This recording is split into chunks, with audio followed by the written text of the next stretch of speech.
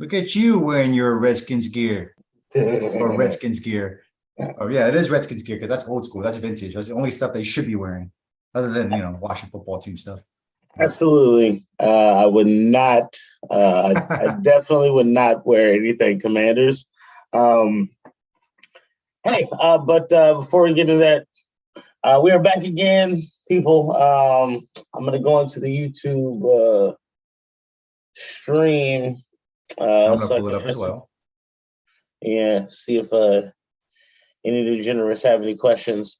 But it is the Fantasy Suckers, and we are back again, and we're here for Week 11. People, please rate, review, subscribe, hit the notification bell, the like button, any of those good things. Just help us out, show a little support, and we'll go Week 11 already.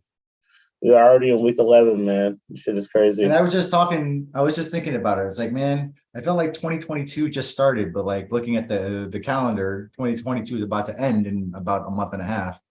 I'm like, where did time go? You know how like they say like life is short, and I tend to not believe that, but life really can be short because time just flies. Oh yeah, man. And then your kids turn 18. I mean, yeah, I know. You at least you have like different milestones or anything like yesterday I was 15 yesterday. What I remember. And here we're here. Hey, I was 21 all weekend. All right. That's what's up. So that's good. You're illegal for anybody else that was dealing with me. Please look out for your subpoena. So I was already annoyed. Just a deep dive into what we deal with. Me and Twan have been, as I reiterate a lot, we've been into fantasy football for probably 20 years at this point.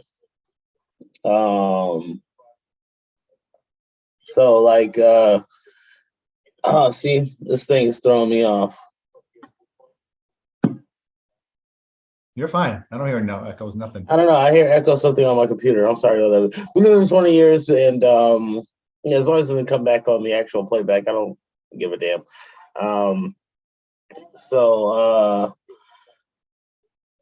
I still don't understand the waiver wire. It annoys me, and it pisses me off. The waiver wire, I can explain to you.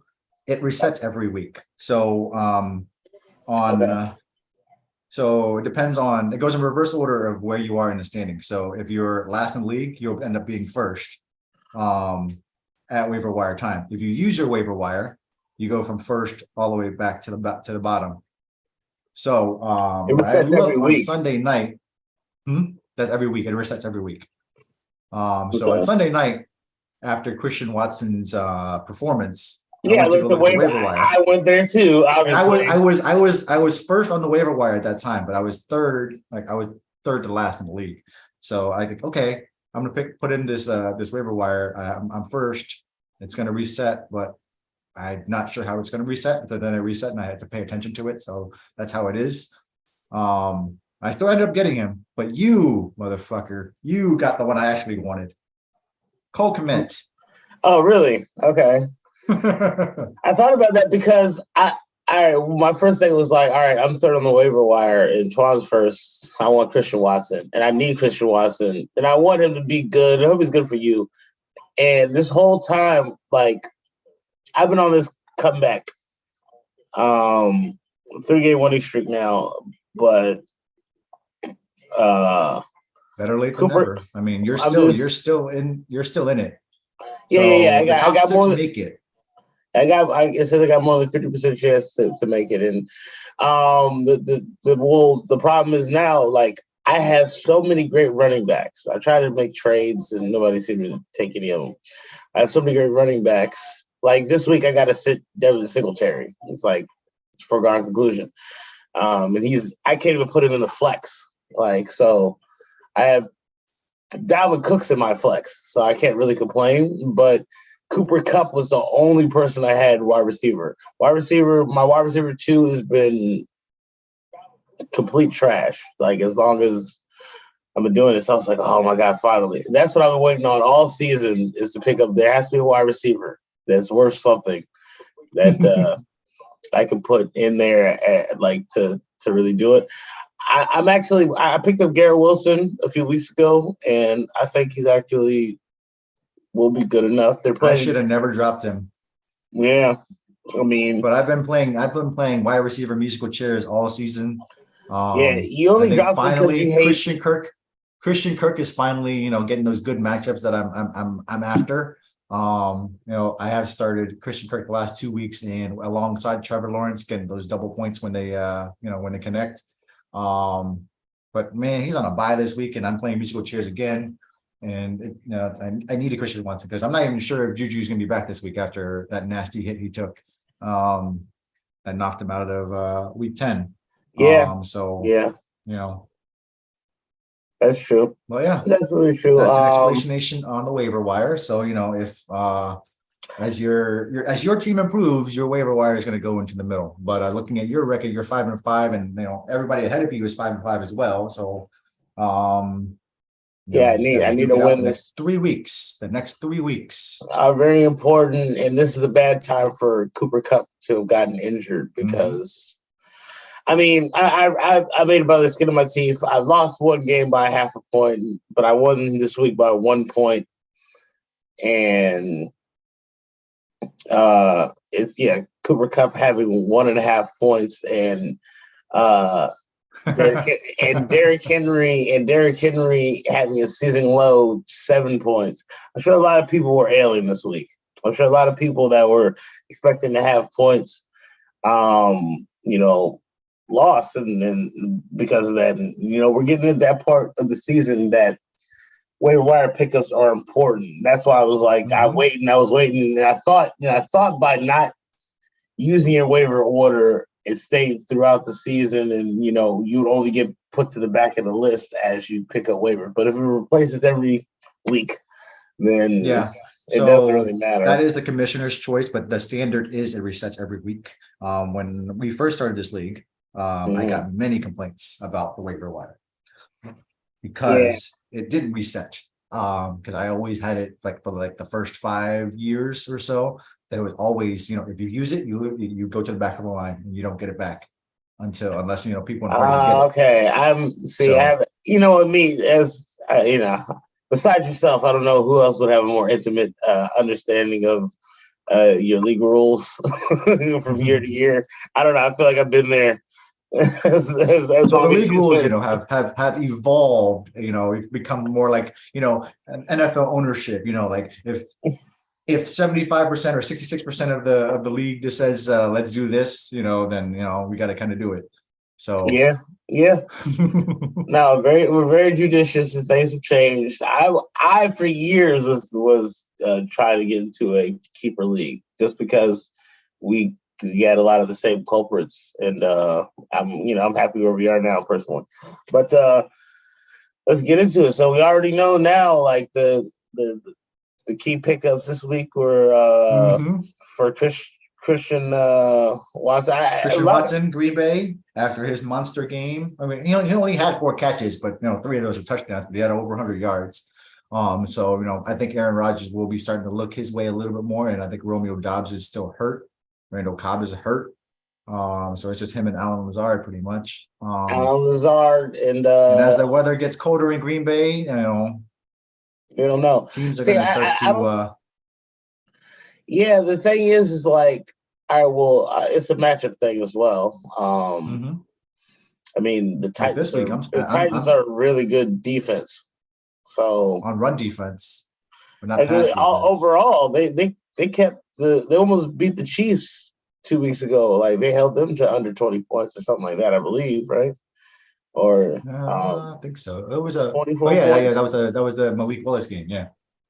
Yeah, and they almost beat the Chiefs with Malik Willis. Well, I think Mahomes still had over 350 yards passing. It's just they couldn't score. Yeah. But there's that. But I'm just saying the Titans. The Titans have the 30th ranked pass defense in fantasy. Oh wow, that's not very good. According to ESPN, at least. So Yeah, according to that's a ESPN. friendly matchup for Aaron Rodgers and the playoff pushing Packers. So Yeah. Yeah. So for everybody's hopes, that I'm sure put it into Christian Watson. If you picked him up this week, I'm sure you're starting him at least in the flex. Some people are just I am straight up starting him. most Yep. definitely. I would have started him as well, and I have to choose. I'm really like, this is how deep I'm going into, or because injuries, if they start to plague people. As you get into it, like I picked up Ben Skoranek. I'm like, you know what? He kind of reminds me of budget Cooper Cup. Maybe like Matthew Stafford. That's a solid injury replacement right there. And Like also, I think Matthew, Stafford might be back, but yeah, he'll come back and he'll be like, I only know how to throw to white guys, and I'm hoping maybe Skoranek, we're doing a little test. I don't know if I'll start him. Maybe just have Skoranek, put on the Cooper Cup jersey, and just run on the field. It's like, oh, it's Cooper. I'm gonna throw to him. Yeah, I think just by like he throws to the Cooper on most occasions he has. I think just by proxy, like on downs he's pressured, he's gonna be like white guy. It's either gonna go to Skoranek or Higbee. So like for people who need tight ends, I Higbee was one of the people I missed on my waiver. I put Komet first. I saw he was there. I didn't pick him up because I didn't think about the whole cup thing. But yeah, I tried to pick him back up. I actually had to choose between. I was like, I chose to take Cole Komet first because still, like with Stafford gone, I'm like, it's possible. Yeah, he's going to throw it to Higbee more, but it's possible without Cup, the offense is completely stagnant and terrible. Like so, like to and in Chicago, rely, the offense in Chicago right now is all Justin Fields' legs and Cole Komet. Yes, it's all fighting the biggest person that I see when I'm running around. So I was like, I'm going to pick Cole Komet instead of Higbee because he's let me down a few times. But I wanted to get both of them. Might have started both of them. Yeah, those are definitely good streaming waiver wire pickups. The last guy, I cannot remember his name. I don't know if you can check for me real quick, like the guy who replaced Fournette in Tampa. I don't know if you know. Rachaad White. Yes, there it is, Rachaad White. He's another guy. I wanted to pick him up, but I think he was on. Did someone already have him? No. Someone had him. They dropped him at the beginning of the game before the game happened, I believe, and he was on waiver. Okay, I was gonna pick him up, but like I said, I have Derrick Henry, Dalvin Cook, Ramondre Stevenson, and Devin Singletary. I'm like, I don't need to. Rachaad White is a PPR guy too, so Tom Brady does dump it to him quite often. But that's all. Yeah. Fournette is there for too, but he's not been playing very well. So Rachaad White has been eating into his carries. And I do you think are we done with Tom Brady? Like, he's definitely not in that top 10-ish thing, but I think how much as the season's progressing? Yeah, how much is progressing? I think both A-Rod and Tom Brady are going to be coming.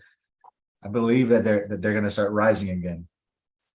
Okay, right. They're going to start rising. That to me makes more sense because just today, we were remiss if we didn't talk about I mentioned Devin Singletary, but we didn't talk about the Vikings and the Bills game. Mm-hmm. And that's the game of the week. The game of the week, Justin Jefferson. Game of the year, really. That was the game of the year so far. Jesus. It might be. Yeah, it already is. I don't know. We can't say till it's done. I hope it's not, because if there's a better game than that, then we're in for some entertainment for sure. But when I was bringing up, Singletary and stuff like that, that's the biggest issue with, say, the Bills. So as it gets colder and as the season weighs on, they can't keep making Josh Allen do all these things. He's going to have to somebody's gonna have to run. Like maybe they don't trust Singletary, but at this point, Justin Jefferson was a full show out. Is Justin Jefferson a better wide receiver than Stephon Diggs? That's a tough call. That's a tough call. I mean, I know who had better. I knew who had more bigger plays. I know who had more fantasy points. Right? I mean, like we all know Stephon Diggs left because of quarterback play. So, right, and then he actually showed that, like, yeah, I am better without, with a much better quarterback. So it's like, then it leads me to believe where Adam Thielen, who basically gets no food in this offense, he never gets fed. He was getting fed. He was getting fed before Justin Jefferson showed up. Yeah, when it was just him, right? Yeah, it was just him. It was just him for like one season. Not even 1 season. I think. No, it was 2 seasons. No. No. I don't even know if it was just 1 season. I think it was just 1 season. Thielen was by himself. Like Thielen actually became a better receiver with Diggs there. Like Thielen's whole resurgence came up while Diggs was there. Then they traded Diggs away. I'm pretty sure they drafted Jefferson the year right after they traded away Diggs. But we're getting off the point. Dalvin Cook showed up, had a 71-yard rush. I saw that. That was beautiful. That was good fun for me. And Gabe Davis, still definitely good, viable in the flex. Stephon Diggs, you always start. I don't think anybody really disappointed. I think if you started Josh Allen and you started Kirk Cousins, you were happy this week. So yeah, that was fantasy wise. Is definitely a good game. I think a big game. Then we talked about Christian Watson, but we didn't talk about the other side. It was Packers versus Cowboys, and CeeDee Lamb. CeeDee Lamb did all right, and what's the guy? Damn it! Oh, Pollard. Tony Pollard. Yeah, I forget. I'm like the guy that backs up Zeke. Tony Pollard. He had over 130 yards or something, or second. How many just yards? Running it right up the gut, just gashing them for yards. Look easy. Made it look easy. Dak, fantasy wise, did pretty good, but game wise, they lost hilariously. Oh man. I know. It's like I know. I questioned that call. I questioned that call when there was like fourth. It was like 4th and 1 or something like that at the Green Bay 35 in overtime when they went for it. It's like they're gonna lose if they don't get this. Oh, it's like it wasn't. They should have kicked the field goal. They should. It was like 4th and 2 or 4th and 3, right? Or 4th and 1. It was 4th and 4. Oh well, they still should have kicked the field goal. Yeah, they should have definitely kicked the field goal by 4th and 4. Like, who do you think you got? Like, what was like going on? It would have been like a 52-yard field goal. So it's not like it was like a tough field goal. It's not guaranteed, but yeah, it's not guaranteed. I guess the mindset is if I don't get it, they're gonna get the ball at the 45, blah blah blah. But no, I think the mindset is I'm scared of Aaron Rodgers, and I know if I give him the ball, he's gonna score a touchdown and make me look stupid. That's what they did. And I think no, they went down and just kicked the field goal. But I think they would have, I think they would have possibly if they just kicked the field goal. It's possible that Rodgers would have just went down and scored a touchdown. It's very possible. And like Christian Watson with his 4th touchdown to nobody because he wasn't started on fantasy teams. And it's gonna be cathartic. I'm sorry. And I was like, people are gonna pick Christian Watson. You still gotta have to pick I think play him based off of the matchups. It's not like, Christian Watson, now he's Devontae. Like, no, he's not Devontae Adams yet.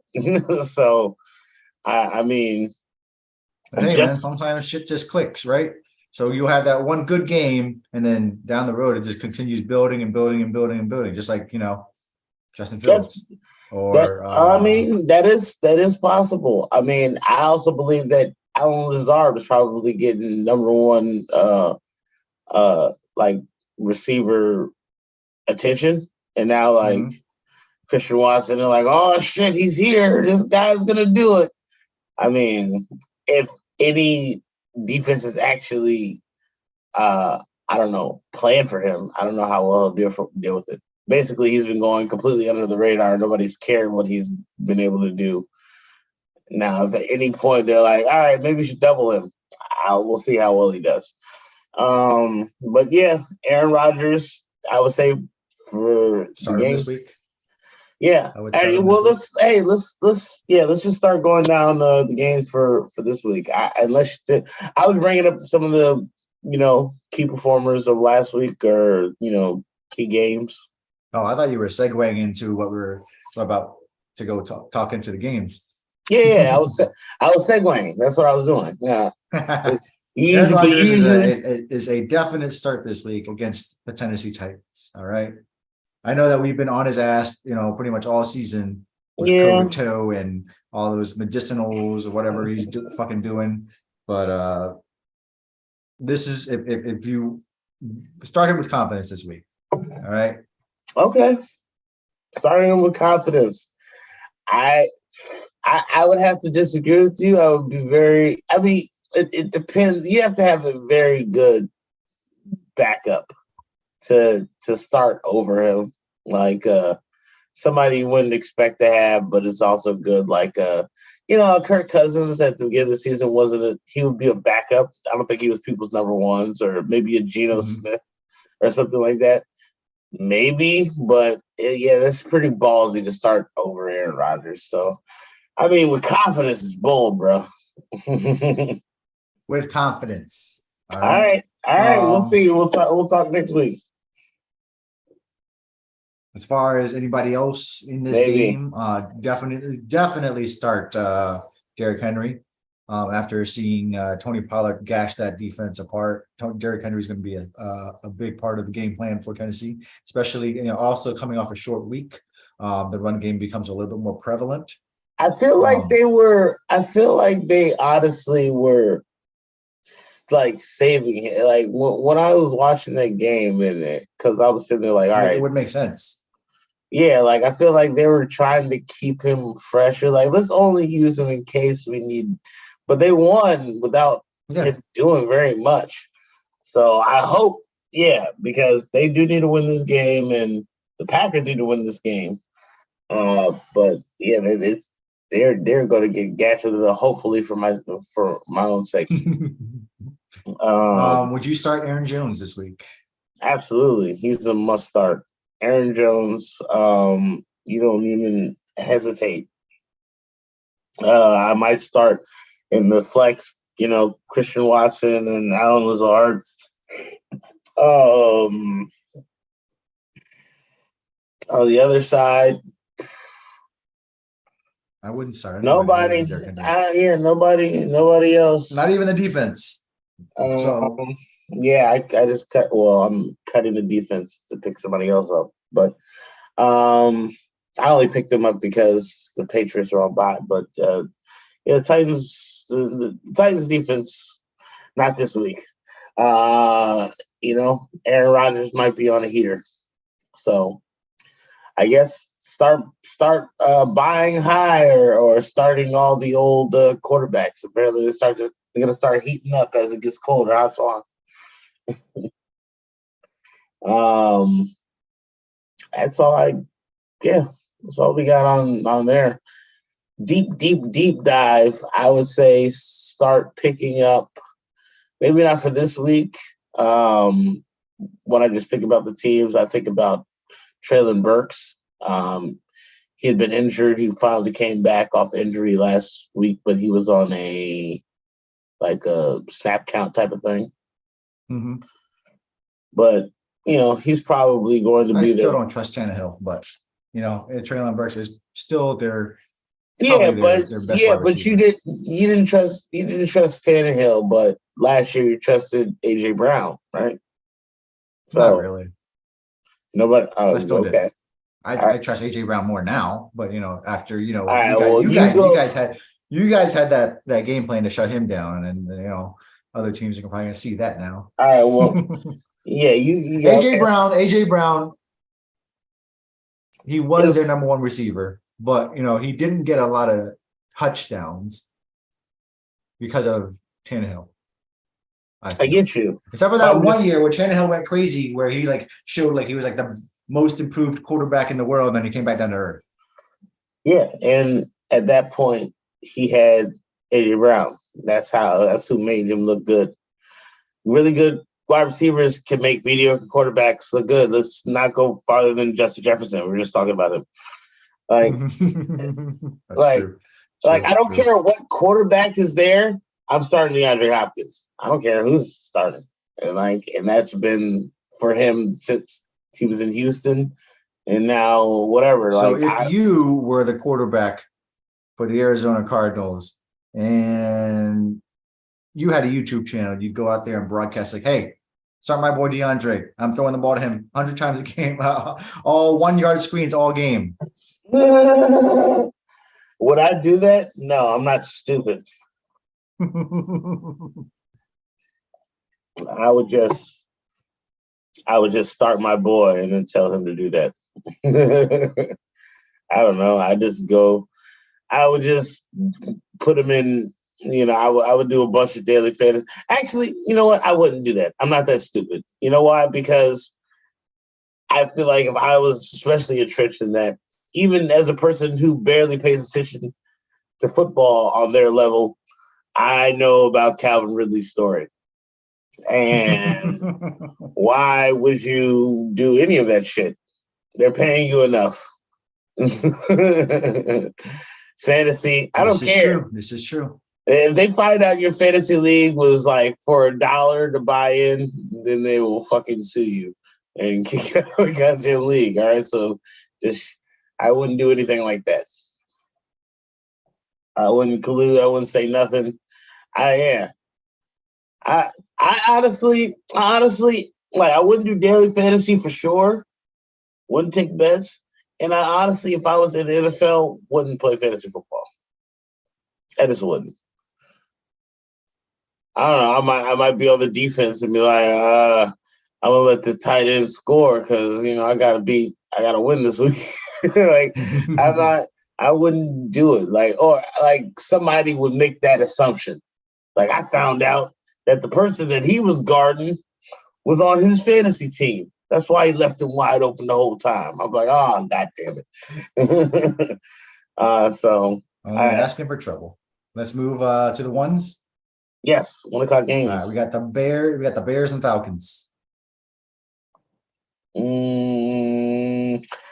Justin Fields commit. Justin Fields, Cole Kmet. Who else? I mean, Montgomery or Herbert, man. Every week, either Herbert or Montgomery has a big game, and it's hard to say not to start either one of them. Somehow they figured out a way to do it. I still would say don't start either one of them because Justin Fields is the majority of the rushing offense. I think they've been averaging over 250 yards alone over the last 3 or 4 weeks. Yeah, but eventually he has to hand it off on those RPOs. And then sometimes he has to. Yeah. And that's so my buddy Element says Herbert is on IR now. So it is just Montgomery. Okay. So definitely start Montgomery. I wouldn't for sure start him. Mm-hmm. And what was the other side? It was Bears and Falcons. I wouldn't start anybody in the Falcons, to be honest with you. Maybe that's why I forgot. I have Kyle Pitts on my team, and that's the reason why I wanted to pick up Cole Kmet because I have no faith in the guy right now because Mariota is a bum. Hey, I'm waiting for week we're close. I was waiting in my head. I was like week 13, 14. We'll be done with the Mariota experience. And then in the playoff times, you're gonna be looking up with Pitts, and even if you have Drake London on your teams, because But then you have Mariota out there just running around with his head cut off, throwing up balls and yelling 500, no, 500. no. He's gonna be yelling that for the fucking bench. That's what's gonna happen. All right, that's the internet. When we get to week 13 or 14, and they're like fully I out think of you're right. playoff I think you're contention, right.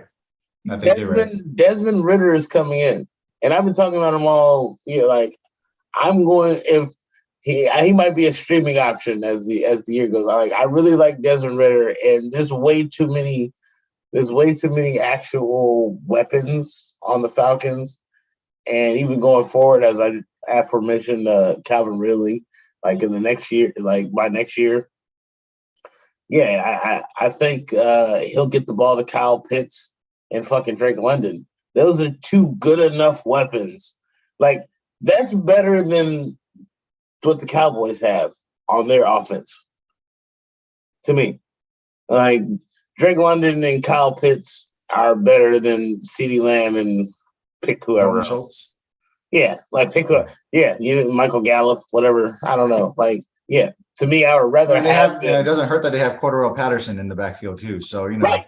And Cordell Patterson. I'm saying like there's offense for them, and the fact that Mariota has won some decent games means that the defense is decent too, because he hasn't been the reason they've been winning. I don't think. I think they've been able to run fairly well. All right. All right, so we got Browns and Bills, and apparently it's supposed to snow like 3 feet in Buffalo this week during the game or before a game. So that's going to be a fun one. Hopefully they don't cancel that. Yeah. Do I start Singletary?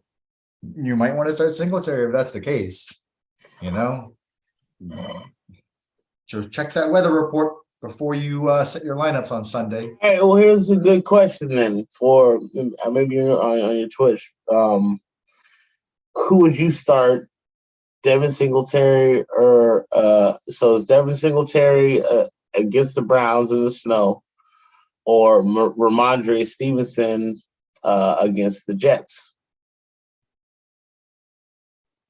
I don't know, I'm asking you. I mean, I can't get a full response, but I hope maybe down the line somebody will answer that. But I'm also asking you to just straight out, like, who would you start? Because, like I said, my running backs are, we only start again. It really depends on the weather report, because like most of the times they say 3 feet of snow, but then like they get like a whole crew and a half in there, and they clear out all that snow, and then it's basically a normal game again. So that's here's there's the question I would ask. Like, I feel like they have to be on the idea of running more just to help Josh Allen, just because he's been, he was kind of injured last week. Then he's gonna be in at least a cold environment with the elbow issue. But none of that really ever stops Josh Allen or even their play calling. He just does whatever the fuck he wants. So they might throw. I've seen plenty of games where quarterbacks just throw in the cold. I don't care. Like, they don't care. No, they don't care. But it also could be a horrible, it could be a running game, but just a horrible scoring affair. Like, you remember last year with the Patriots Bills? I remember. And it was like, how did the game end? Like, I don't remember how many points. It was like less than 20 points. That's how the game ended. Yeah, it really depends on the weather. If it's snowing during the game, then I would say go ahead and start Devin Singletary. But watch the weather report. Well, but it was snowing during that game. If it's clear and that all that snow is gone, I would say start Ramondre. Because Mac Jones depends on his run and Jacoby Myers. So it really depends on the situation. I can't make that decision right now, mainly because weather always plays a factor. Okay, so well then let's just move over to the Patriots Jets then. Or is that in the afternoon? Let's Yeah, continue with the ones. that's right. That's right. Still the ones. Patriots Jets. Okay. Let's see. So start Ramondre Stevenson. Do you start Mac Ramondre Jones? Stevenson. Start. I would start the Patriots defense. I'd also start the Jets defense, to be honest with you. Okay. um And this is a battle. that sauce is good, man. That sauce guy is good. Sauce Gardner. Yeah. Yeah. Yeah. There was the reason he went as high as he did. And Mhm. people were That like, defense is really looking a lot like the Niners. yeah. With the head coach, defensive coordinator that came over from the Niners. So he's really building it from that side over. But I would still start Garrett Wilson on the Jets Yeah, side, maybe I in the believe flex. Michael Carter. I know they have James Robinson or whatever, but Yeah. Michael Carter is supposed to be back. At least they don't have Brees Hall. Brees Hall make things completely different, I believe. But this is for you. This is the battle of who's more terrible, Zach Wilson or Mac Jones. They're both terrible. Oh, exactly. Who's more terrible? I think this Mac Jones is game. more terrible. Okay, Mac Jones is more terrible. that's how your heart will say. So, as much as I dislike Zach Wilson, I will say that Mac Jones is by far worse. Okay. So when he was in the draft, question. I described Mac Jones as a poor man's Chad Pennington. All right. You remember Chad Pennington? He has no zip in his passes. All his passes are like passes that go in the air, like hang in the air, and they're like 2 miles per hour. So Mac Jones has a noodle arm, in my opinion. All right. Zach Wilson can at least throw the ball. He can zip it, but he's just too scared to throw the ball. Other than to his running backs and his tight ends. But I think he's getting a little bit more comfortable out there with his with Garrett Wilson and his wide receiving core. So I'll give him that. And his team is playing really good football, and he's not doing Shit, much man. to I should have. I'm sorry. Well, there's somebody in the chat and they're asking a question, and then I was like, I should have cut you off, but then they left. So I'm like, but I don't see anyway. any chat questions. So I got a question here. Yep. Do I do Kelsey and Kirk for Tyreek Hill and Derrick Henry? No. Yeah. Backup tight end is Hurst and Docic. Please help. Yeah. I would still say no. No, it's crazy. I mean, unless you're the one trading Travis Kelce, and I don't care if it's Christian Kirk, Kirk Cousins, or Captain Kirk. If you're trading Kelce and Kirk, and you're getting back Tyreek Hill and Derrick Henry, do that. Oh wait, I think that's his question.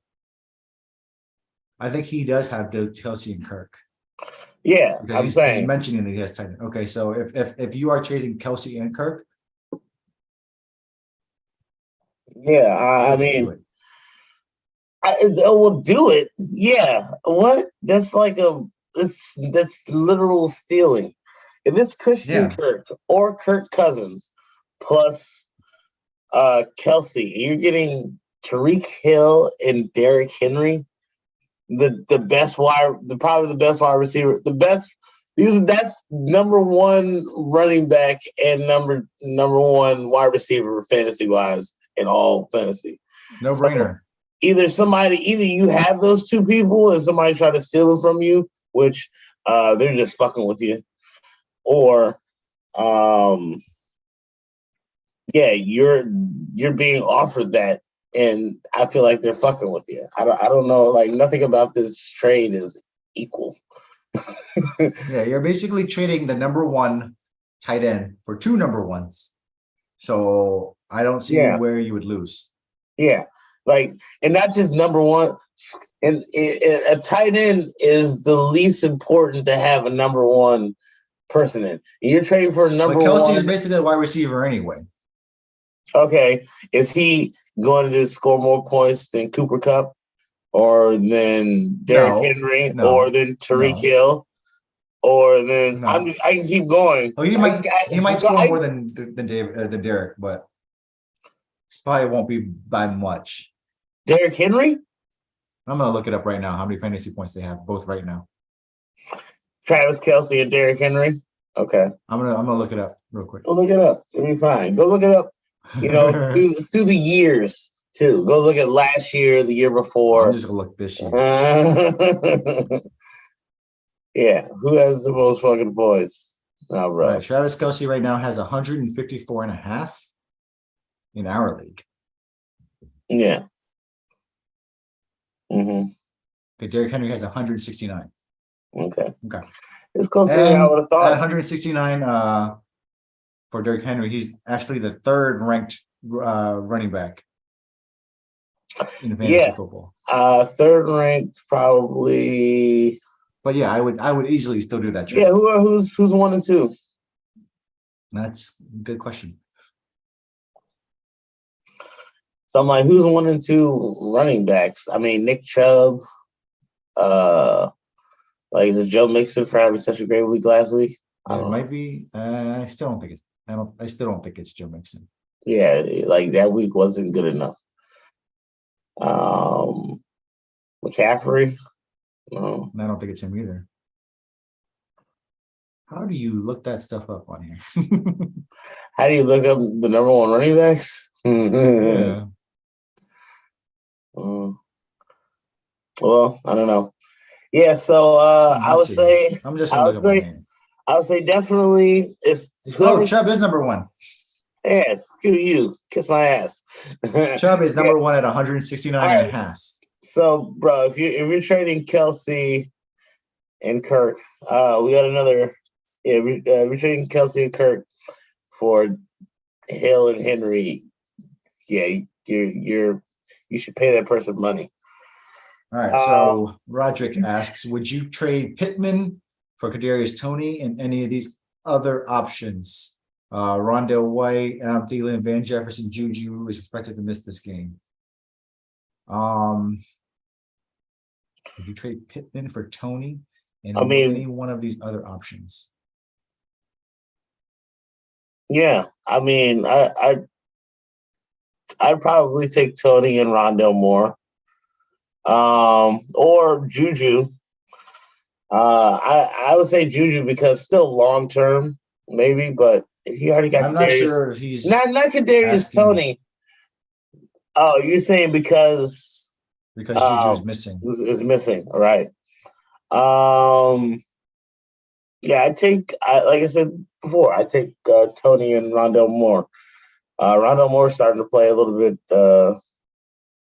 better as of late, and Pittman, I just his upside, like Matt Ryan is back, but I mean, how much upside really is there? Jeff Saturday as the head coach, and is he just gonna have an awesome?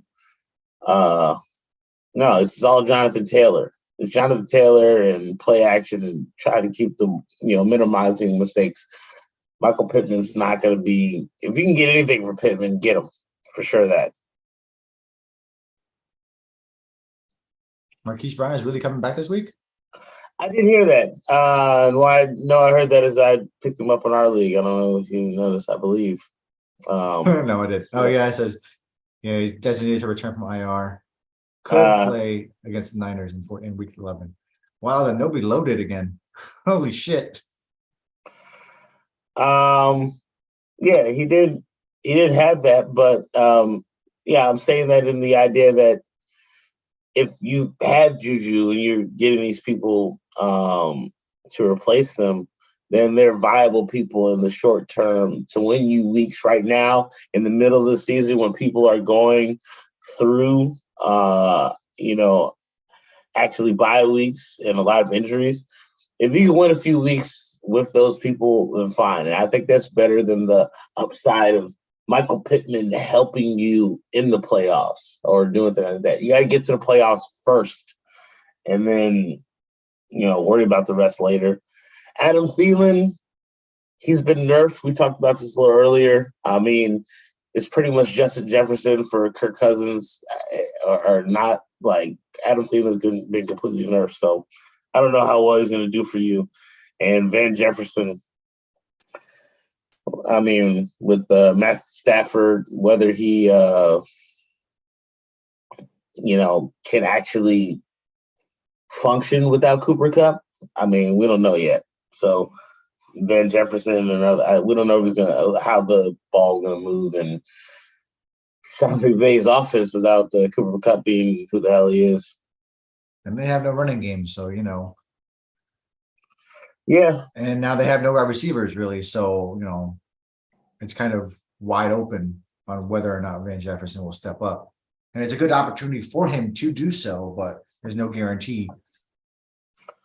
Oh, you don't have Juju. I mean, you're trading for him. Yeah, I was saying there's still Kadarius Toney. I wouldn't say Kadarius Toney has only been there for 1 week, and he only got extended playtime because of Juju, but he still has to learn the playbook and the terminology and build that rapport with Mahomes. So I wouldn't expect too much from Toney just yet. To be honest with you. Yeah, I mean, as you frame it like that, it is a little bit different, but depending on who your other flex people are, I prefer to have variety because, fantasy is a lot about matchups. It's a week-to-week thing, and you have to choose. And like I said, you're dealing with Michael Pittman, Matt Ryan, and or I don't even remember the guy who got what was it? Sam Ellinger. There you go. Mm-hmm. And then Sam Ellinger, if you're depending on them to get Michael Pittman the ball, you might as well just leave him on the bench. So if you were going to cut him and you can get something for him, the value, whether you like Thielen or Van Jefferson or Kadarius Toney or Rondo Moore, then do that. But I'm trying to say Pittman's upside is not here this year. He has nobody to help him. If there's any team, he's definitely getting doubled, and it's basically on a few, maybe good play actions that he might get. Like he's topped out. He's not going to get him multiple touchdowns. He may get. His ceiling is 5 or 6 catches. I mean, he's the only person that anybody has to be worried about. So he's getting number one treatment, and he's really not a number one talent. So yeah, it's kind of like what's going on in Denver, with Russell. You see that? You see transitions going on? Yeah. So I'll just this for me and Twan, but yeah. So Russell Wilson. Judy's been injured a lot of the year, and Courtland Sutton has not been playing as well as he was supposed to be advertising. Russell Wilson and the offense and everything there has been in shambles, but it's because like I said, Judy was gone, and then there's Sutton. Sutton is not really like a number one. They were building him up to be a number one last year, but Judy was obviously a better receiver. So, he shined, but he was out. So then with that, there's nobody to fade him. Like CeeDee Lamb needs somebody. He plays better. He played better with Amari Cooper, obviously. He plays better with having some other type of receiver to take pressure off. And that's where, Justin Jefferson probably, getting the most of his work because Adam Thielen can't be exactly ignored. So, as far as that thing, as far as your trade, Roderick, even Thielen, man, it's hard to trust because as Tom was bringing up Tom Brady and Aaron Rodgers being probably on an uptick, like they're going to start figuring things out. There's other people that are playing above their heads that have just started winning this week or just lost. I meant to say, like Jalen Hurts and the Eagles, they weren't really an 8-0 team. I think we all saw that. Like they saw that they're susceptible to run. AJ Brown kind of got hurt, and then Dallas Goedert is now hurt.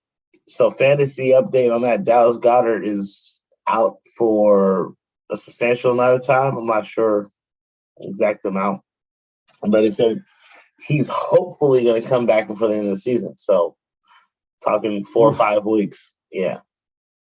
So that's the end of Dallas Goedert for now. So I guess deep fantasy dives. Look into I forget his name, number 86 for the Eagles, who was the backup tight end. Looking to picking him up because Jalen Hurts likes to hit his tight ends. Absolutely. So the Eagles, they're not going to continue to be 8-0. They're not going to end the second half of the season 8 and, it's not going to happen. And the same thing's not going to happen. Eagles. Sorry, you were talking about backup tight ends. The Eagles' backup tight ends are Jack Stahl, Grant Calcaterra, and Tyree Jackson. All guys I have never heard of. I think it was Stahl. Who's number 86? I think Stahl is the backup. Okay. So I think it's Stahl. So Jack Stahl. I like to, make. No, he's number 89. 89? Maybe that's okay. Maybe that's. Let's see. Calcaterra is number 81. What's there? 86. Or am I lunching? Tyree Jackson. I'm not sure. Tyree Jackson is number 80. So I don't know who number 86 I think it must have been 89. Stahl makes sense because I kept thinking it was Goddard. Like getting getting the pass. But yeah. I like to think a little bit of head in the waiver wire. That's why I picked up Skoranek because Cup's gone. He's on IR. He's gone for like 4 weeks. And I would say pick up Stahl because Goddard's going to be gone about 3 or 4 weeks. So we got another question here for Carmine. Like I said, for the other previous, well, I didn't say, but I will say for the next people that ask the question, please like or subscribe or tell us to go eat shit. But we will answer your question. Should I trade Damian Pierce for and Boyd for Amon St. Ra? He has Eckler and Etienne at running back. And his wide receiver 2 is not that good, and he needs to upgrade. Amon-Ra is definitely an upgrade over Boyd, but I mean Damian Pierce is a must start every week, though. Yeah, you got to start Damian Pierce. You got to start. But then again, Eckler and Etienne are must starts every week too. So I do see your issue. It also depends on who. I would also say it depends on who's trading you. Is this person in the dumpster, or are they trying to get stronger for the playoffs? Yeah. I would say if they're in the dumpster, I'd say go ahead and do it. But if they're contending for a playoff spot, it's only going to make them stronger. Yeah, maybe if you want to take the chance, you're dealing with specifically just going to Amon-Ra, you have to worry about him being a Lion and dealing with Jared Goff. So he's gonna go as they go. I would say with your running backs though, bro, I would definitely try to see if you could trade up. Like maybe because ETN and Damian Pierce are so good, you might be able to get away with trading away Eckler and maybe getting a better wide receiver in the trade than Boyd, because then I'm sorry, I'm gonna say then Amon Ra. You might be able to, if you fished out their Eckler and somebody else, you might be able to get a bigger fish.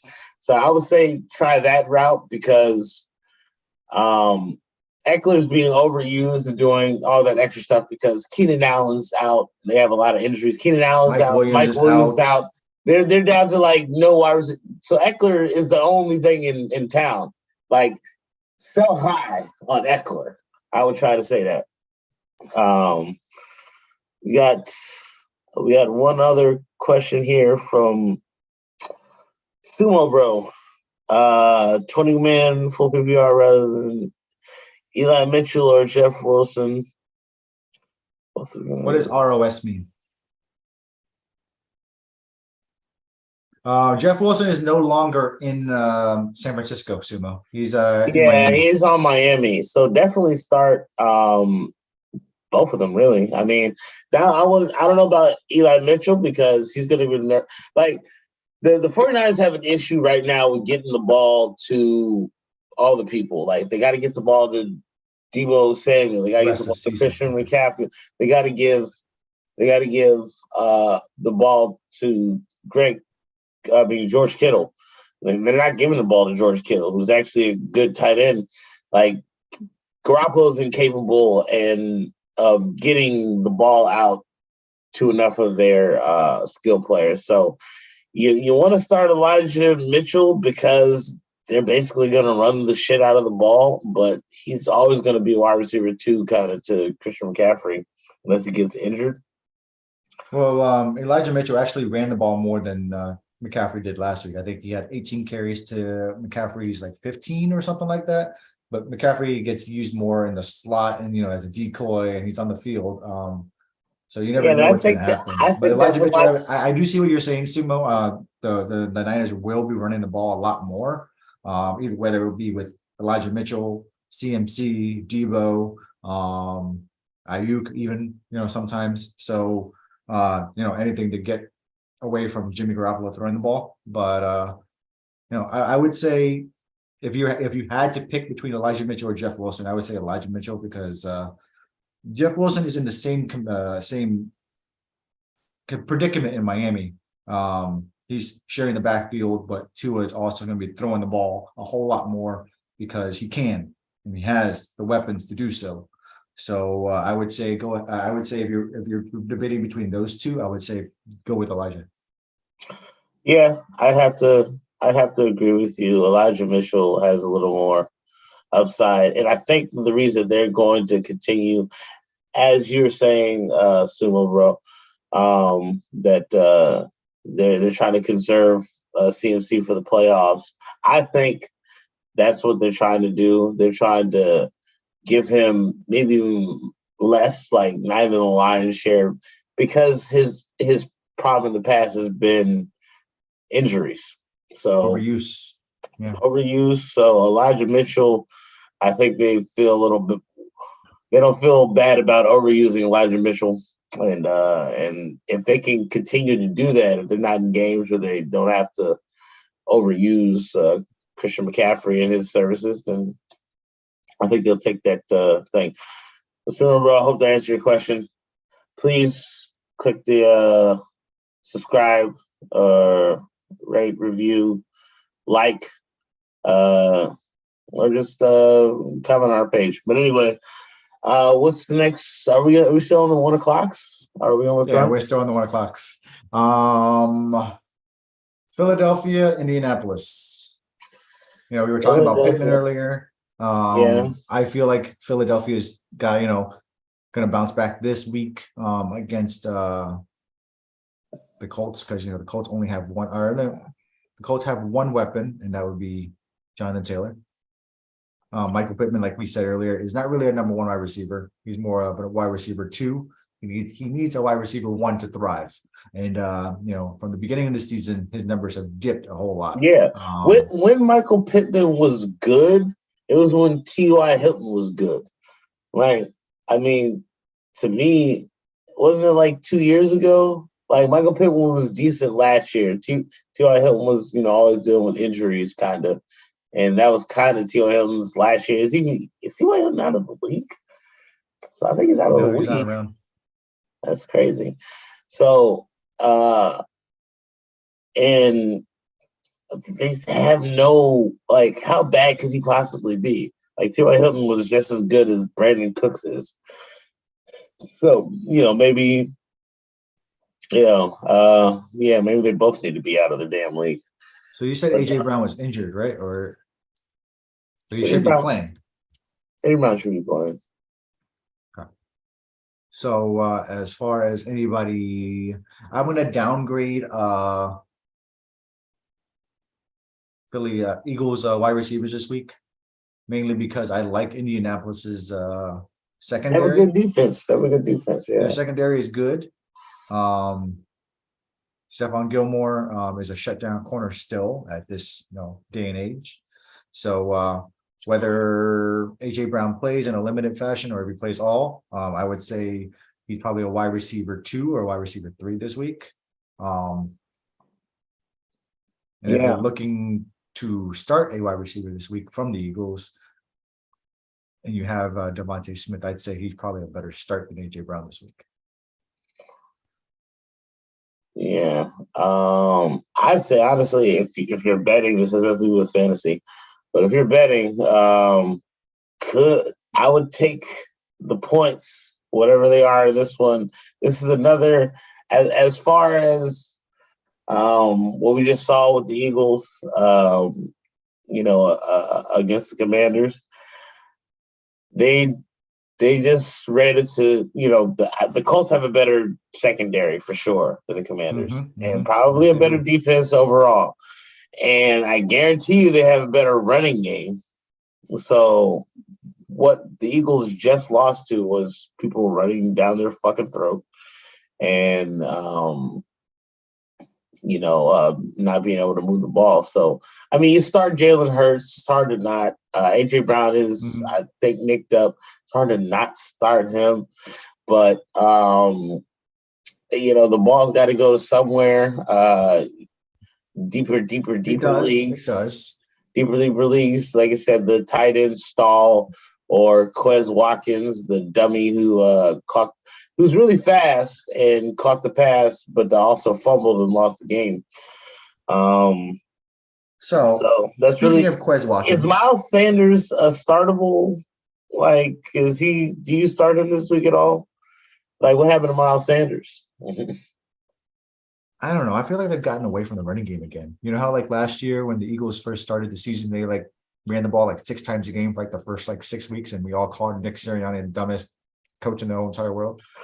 I think maybe he learned his lesson possibly this last week. Maybe this is the eye opening for the Eagles. Like, maybe we run the fucking ball. I forgot all about the whole running the ball thing. Like, I feel like they were trying to be pretty against, like, the Commanders. They're like, you know what? Jalen Hurts will let you just sling it around, let's let you throw all the passes this time. But they should have just done it like they usually do it, which is run the ball, do time of possession kind of. I mean, they scored a lot quick in the first. It's like a blitzkrieg. They would score a whole bunch of the first half. Yeah, they scored 14 points in like 5 minutes of possession, and then like they didn't really get the ball ever again. It was like when I saw that they showed that stat, it said like the Commanders had the ball for like 21 minutes of the first half, whereas the Eagles only had 9 minutes. And it's like that's definitely eye-opening. Yeah, the final time of possession like 40-20. Yep. 60-minute game, and it was 2/3 of the game was that's the way I play Madden, guys. The Eagles offense sitting on the goddamn sideline. So I mean, yeah. I don't think this is gonna happen again to Jalen Hurts. I think he'll be able to. I think he's kind of like Justin Fields still. Like, he's going to put up good numbers. Like, Jalen Hurts still had, like, I think 20 fantasy points. He's one of those quarterbacks that you, regardless of matchup this season, you start him. Absolutely. All right. Well, before we continue, we said something. You said Quez Watkins, that dumbass. So I was perusing Yeah. Twitter, and you know how Heineke, he slid and kneeled and then got hit, Oh and that yeah, basically yeah, ended the game, right? yeah. With Brandon Graham. So a lot of people were like, "Why are they throwing that flag? He gave him some up, and then like he still got hit. Like that shouldn't be a flag, you know?" Because like they were like, "He's faking it. He's faking it." But then like they went back to the Quez Watkins play, and he's like, "Well, he ended up on his knee, and then he got up and he fumbled the ball, but he got hit too. So why isn't that a personal foul?" It's like Eagles fans are salty as fuck. Wow. Like, yeah, I mean, they are super salty. It was the greatest thing ever. Like, I was listening to, not listening. We were doing the podcast yesterday. Me and Alpha and PJ, and we were talking about. Alpha was talking about how he listens to Philadelphia like radio, like Eagles radio after when we beat them. People were so. He was like, he's like, I laughed for like 4 hours and I was listening to like morning radio and people were like so pissed. They were like, this. That's an alpha thing to do. Oh yeah, he just said, it was so great because I listened to some in the past. He's like sometimes he send me clips like listen to these fucking Philly fans, and Philly fans have to be some of the funniest people in all of the fucking country. And oh man, yeah, I know he enjoyed himself. So I think it'll be a bounce back. They should beat the Colts, but they should beat the Colts. I mean, I would definitely, if it's a close game, it wouldn't shock me. It was a close game against the Texans 2 weeks ago with Damian Pierce.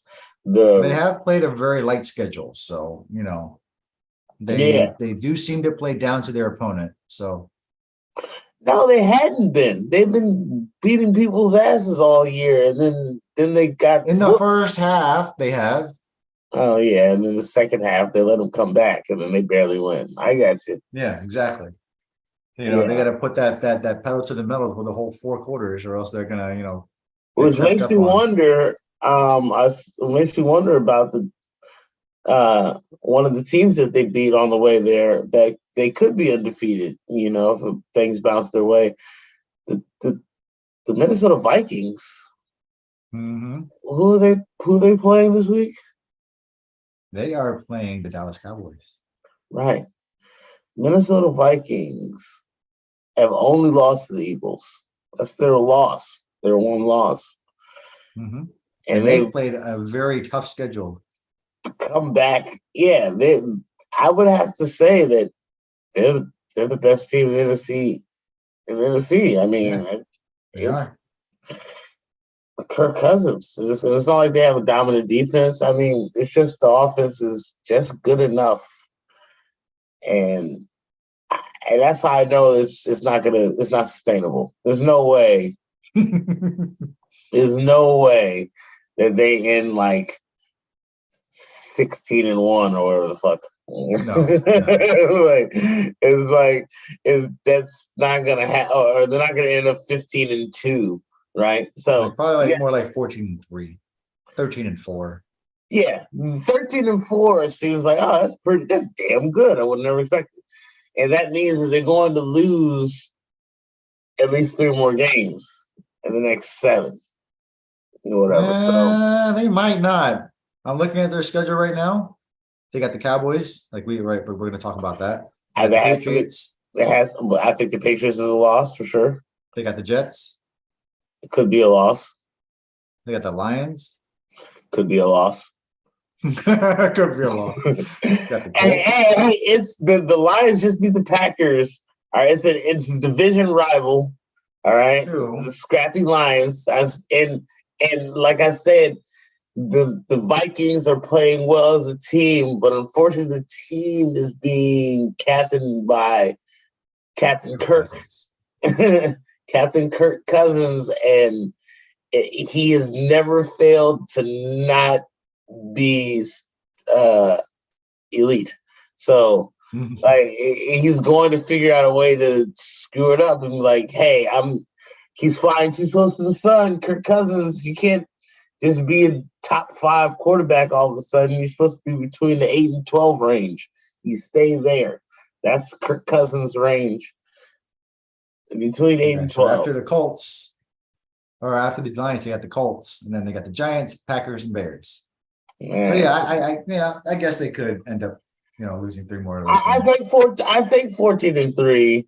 I mean, losing 3 games over those is not that great. I think 14-3, it would be like, oh wow, this is a great, like this is Kirk Cousins' greatest season and the best season he'll ever have, and the Vikings' greatest chance. Because at that record, I think, right, at 14-3,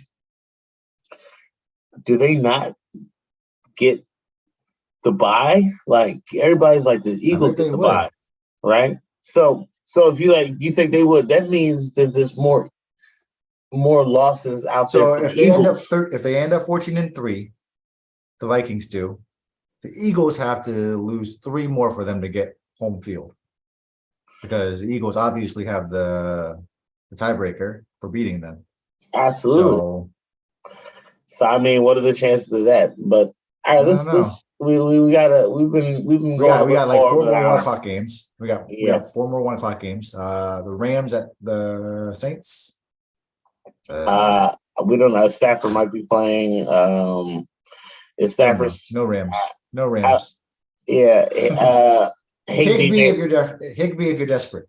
Only because tight ends are whatever. Outside of Kelsey is whatever, and Cole Kmet. Chris Olave. Kamara is Kamara still? Kamara. Let's see here. I feel like he's hurt. Kamara. Let's see. Oh, it says to be determined. All right. Well, I mean, if he does, you definitely got to start him if he's not injured. So. All right. So let's move on to the next one. Lions and Giants. Saquon for the Giants. He's gonna have a field day. I would start Daniel Jones. Jones. Yeah, I would start both of them. You can't trust any of the wide receivers yet. For the Giants, even though Slayton had a nice little, he's had a nice couple last weeks. Yeah, if anybody, I did pick him up, so I am hesitant still. But if I now that I know that Juju's definitely going to be out. Slayton might be viable for me. So Giants and who? I'm sorry. Yeah. Lions, right. Amon St. Ra. I guess Jared Goff, and I mean for sure. No Goff. Yeah, I mean, look, like I said, play the Giants defense. Play the Giants defense.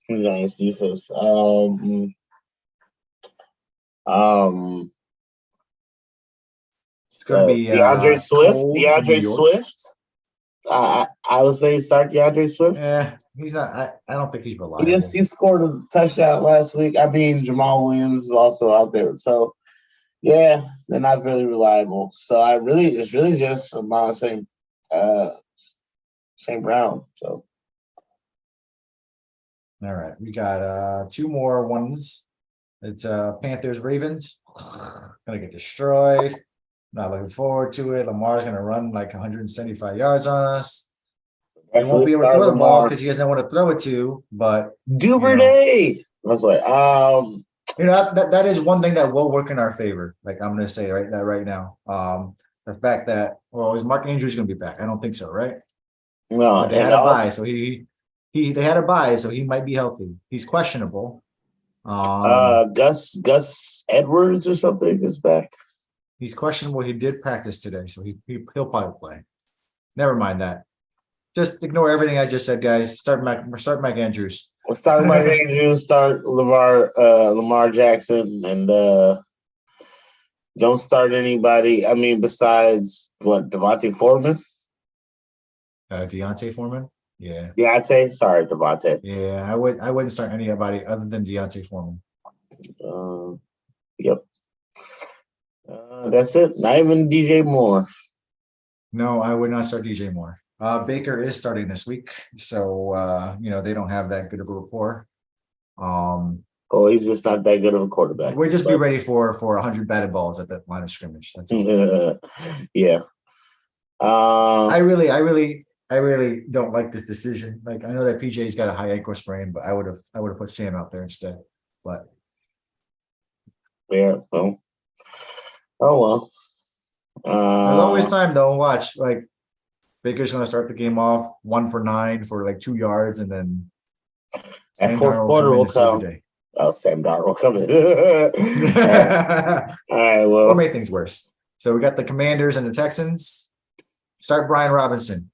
That dude is a fucking beast, man. Yep. I'm start more running backs on both sides. Brian Robinson, Dameon Pierce. Yeah, I mean, and shit. If Antonio Gibson wasn't injured, I'd say start him too, because there seems to be he catches balls out of the backfield, so PPR helps. Mm-hmm. But I mean, is Wentz back this week, or are you guys starting Heineke? It's the fucking question of the week. Everybody in this whole city is like, everybody everywhere is like, if you start Carson Wentz, you're fucking stupid. You can't bitch Taylor Heineke right now. After he beat a division rival 8-0 team on Monday Night Football, you can't bitch Taylor Heineke. And you guys have won 4 in a row. You guys have won 4 in a row, right? When Carson Wentz left, we were 1-4. Now we're 5-5. So you guys have won 4 of your last 5. Yes. What in what world would you bring back in? I don't think you should bench Heineke, even if no matter how much you're paying Carson Wentz, he's on a 1-year rental pretty much for $28 million. So I would ride Heineke. He seems to have a really good rapport with McLaurin. Like a really, really, really good rapport with him. Yeah, and that's the only he's just like, he feels the fire. He's a fiery guy. He's competitive. I'm not saying that Wentz isn't, but I'm saying he isn't. Fuck Carson Wentz. I'm done with him. But I can give you reasons why, and I want to say it publicly again in case people didn't catch up on it. Like, the reason Taylor Heineke is playing the way he does is because, to me, the brilliance of his contract. I don't know if you understand, or people understand his incentive contract, right? He signed a base 2-year, $8 million deal last year, right? So if he doesn't play and he's just a backup, he makes $4 million. Right? But his incentive basis is for every game that he starts more than 75%, he gets $250,000 per game. And if he were to win that game, he were to make another $250,000. So if he starts and wins, he makes $500,000 every game. That's why he's got $2 million extra at least already. Yeah. That's why he's out there like fucking penalty. That's why he's fiery. Think about it. Every game you're gambling for you're gambling for his salary. like every game he's like, all right, they pay me $4 million, right? But if I win 8 games, I double my fucking salary. All right. Like, think about that. I wish more people had incentive-based salaries like that. Like, all right, if you win, we're paying you this amount. But like, bro, you lose. What the hell are you in there for? So the fact that every game he stands to make like 10 times as much he was gonna make as a fucking a math teacher or whatever the hell he was going for. Like, every game he's making like a very good year's salary. Ridiculous. That good for him. Good for him. It's amazing. And that's why he'll always, at least while we're on this contract, and he's obviously played to, if he plays well enough, if he gets us into the playoffs, we gotta pay him. Like, let him be good. It's good that he's like that, because they're not gonna have to pay him like I gotta do Carson Wentz. He's not gonna do like whatever. We'll pay him like Mariota money.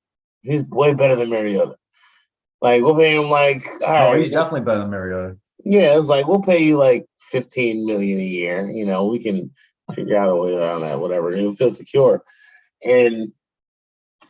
But like, I just love that idea of the incentive. Like, when I found out last year, it was part of it. Like, last year, it was like, oh, he makes $500,000 if they win. Every game he wins, he can make $500,000. So like, they wrote that in. They wrote that in there. Brilliant. Yeah, and then how lucky did he get that? What's his face? Ryan Fitzpatrick gets hurt in the first game, and now he's like, oh shit!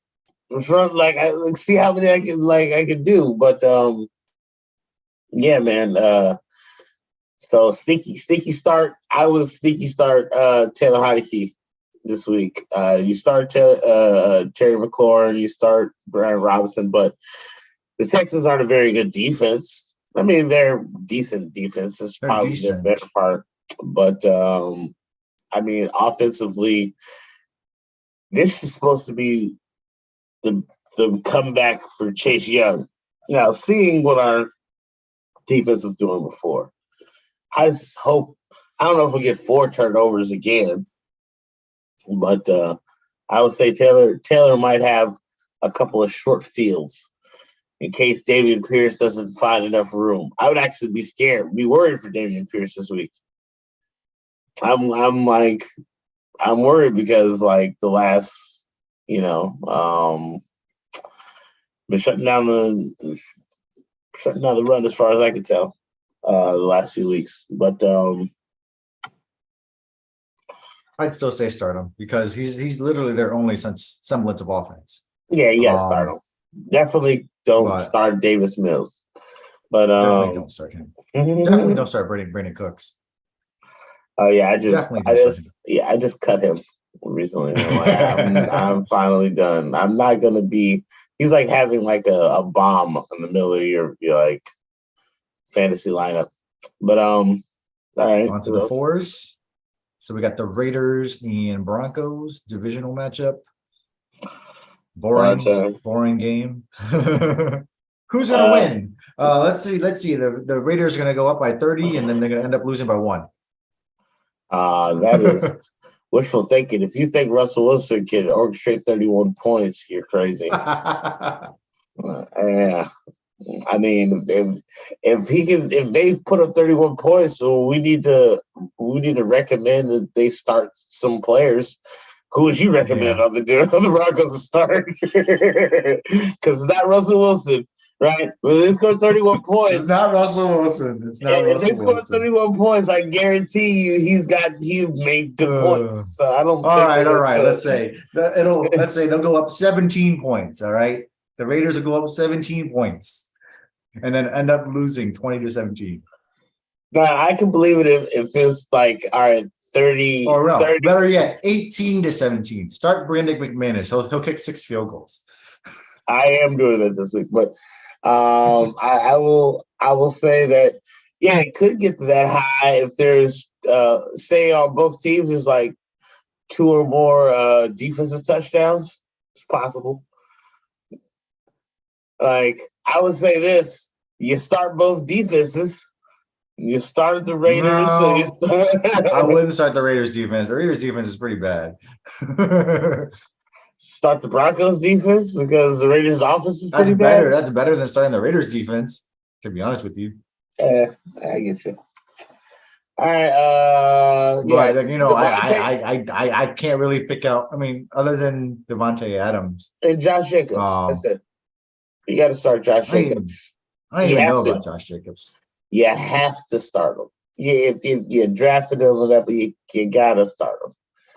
He's the least of your flex, Josh Jacobs. I mean, sure. Right? Whatever you say. Your flex. I mean, all right, okay. Let me give you Josh Jacobs. Let me watch you put him on the bench on your team. All right, I don't believe you. I don't I believe you for mean, a I second. probably would, to be honest with you. I don't believe you for Um, 1 second. I mean, if I I was, if I had, I mean, do we have two flex spots? If we had two flex spots, maybe Josh Jacobs would fit in there. But yeah, I'm staying on our league. We got 2 flex spots. There's no way Josh Jacobs doesn't make it into one of your flexes. no, we do. No, I mean, I got C-Mac, I got Damian, and I got Deontay. I don't know. I don't know.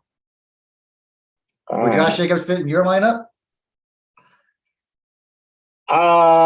Yeah, I'd probably start him over Stevenson, just out of whatever. Um, just out of some weird, like, I don't trust the Patriots still. Like, some reason there'll be another running back that they just redshirted and like brought off the practice squad, and he's gonna get all the touches. But yeah, I wouldn't. I mean, it's hard for me. I have Derrick Henry and Dalvin Cook, but yeah, I might start Josh Jacobs over. I would feel like powerful. I'm like, I got all the number one running backs. Yeah, All right. I might actually start Josh Jacobs over Deontay, but I yeah. just feel like I mean, that'd be a hard choice over Deontay Foreman. Yeah, but you would think about it for sure. You're like, don't think he about it. is a number one. Like, not only is he the number one, he's been the number one and has been proving it for more than 3 weeks.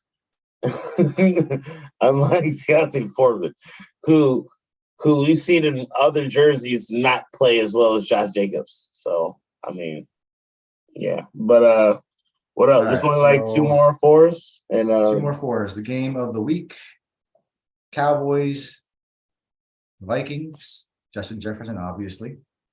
yeah, Dalvin I Cook, think I obviously. felt like we already talked about this. We didn't talk about everybody. Yeah, We talked about it, but we didn't touch on like who's going to start, yeah, who yeah, we yeah. I start, who got we you. sit. Yeah. Dalvin Cook, Justin Jefferson, no Thielen, Kirk Kirk Cousins. Cousins. God, it's so Would you sad. start Dak? I mean, you might have to, but I'm not feeling good about starting Dak. This is a big game for Dallas. It's like a Like, very big I game for like, them. like I would start.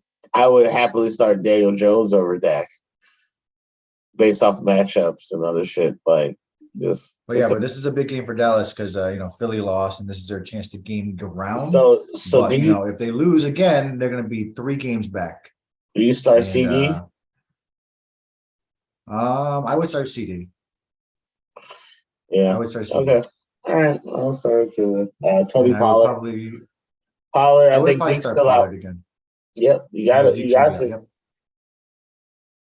Yep. You got to. All right, the last four is Bengals Steelers. All right. Burrow Chase. Is Chase gonna be Mixon. back? Is Chase still out? Okay. I think Chase is still out. All right. Well then Burrow Let me double Mixon. check that. Yeah, I would definitely start Mixon. I would, let's see, Jamar.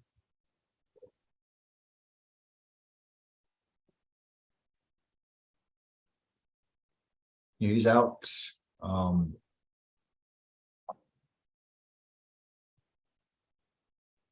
Yeah, he's definitely out. So I would start Mixon or start T. Higgins. Okay. Yeah. Higgins or Boyd or I guess whatever. But I don't know. It's a division game. Steelers are a pesky defense that just came off a win. I'd be worried. I'd start I Najee was so happy Harris. when they won to. Yeah, I'd start Because Najee fuck the Saints. Harris. I told you guys a few weeks ago, Najee Harris is going to be on the uptick. With that rookie, they're going to have to establish a run, and Najee had a pretty decent game, and I think he'll. Yeah, I would definitely start Najee this week. And probably the Uh, rest of the season. yeah, deep leagues, Fryermuth, I guess, tight end, but can't trust any wide receiver. You can't trust Pickett or any of the wide receivers yet. So I honestly, I would say if you need a wide receiver 3 for the week, or a flex Pickens. start, I would start Pickens. Okay. I have Deontay Johnson all year. I've been waiting for him to start getting it, but Yeah, I don't think he's gonna do nothing. He's not gonna do anything. yeah, Pickens is Pickens has a rapport with Pickett, Pickett and Pickens. Seem to mhm. have like I guess maybe they were sharing a dorm room in OTAs. I don't know. I know it's a joke, but Mhm. yes, like yeah, they seem to have a rapport. So that's the only person I might start on that side. Sunday night, Sunday Sunday night. night, the first flex game of the season. It is Chiefs Chargers. Chiefs. I don't. I mean, you, Obviously, you got to start Mahomes. you start Um, Mahomes, you start Kelsey. You might like. There's so many. Like the Chiefs are like the Patriots to me now. Like I don't know mhm. which person I can fucking start. Like I wouldn't start any with Juju being out. I wouldn't start any of the wide receivers. yeah, I am hearing that Clyde Edwards Hilaire is basically playing second fiddle now in the backfield, and to Isaiah Isaiah Pacheco Pacheco. Yeah, is going to that's be getting a lot more carries, a lot more attention. So maybe if you need a flex start, go with him. But I still wouldn't I still wouldn't do it. It's basically the Mahomes and Kelsey show. yeah. You don't start Vada Scanlon. You don't start Kadarius Tony. You don't start uh Markel Harmon. But the fact that I know all of those names mean that at some point they've had big games, and Mhm. you really You can't just trust. never know which one of them is going to step up. It's a crapshoot. Yep, I mean that shows how it's so crazy, right? It's so funny how we saw the the the juxtaposition between two people kind of in the two teams, AFC, NFC, kind of in the same predicament. You see, Mahomes and Tyreek Hill, they split, but Mahomes still playing well. Tyreek Hmm. Hill still playing on the elite level, and both of their teams are winning. They might meet each other in the playoffs and be like, "Oh shit!" Like That those would are be a fun game, man, if that happens. yes, and the Chiefs Dolphins. This is gonna be like 75-73. Like this will be so much scoring. It's gonna be Do you amazing. think? Do you think that the Dolphins are Super Bowl favorites in the now in the AFC? No, I They do just lead the AFC East now. So maybe let's see. and only because I think like when Andy Reid won with Patrick Mahomes, it was still Andy Reid was like still like a 20-year coach, right? Like Mhm. I just feel like it's still a little too early for uh damn, why am I blanking on his name?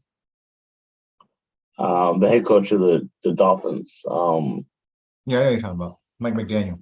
Mike McDaniels. I was like, I kept thinking Josh McDaniels, but I was like, it's not Josh. Mike McDaniels. I mean, he's candidate for coach of the year, obviously, whatever, but I still Mhm. think it's a little, I would say maybe it's too early, but Sean McVay just won. Like, but it still took him, he went to the Super Bowl before and lost. It still took him a little, like, it'll be so quick. It'll be like, yeah, it'll be like Steve Kerr with the Warriors. It'll be so quick if he won a Super Mhm. Bowl. So I just can't see him doing it. I just feel like somehow down the road he might be out coached by somebody a little more veteran, more savvy. So I think one of the teams I don't see anybody outside of the Chiefs or Bills beating them. So No, I don't either.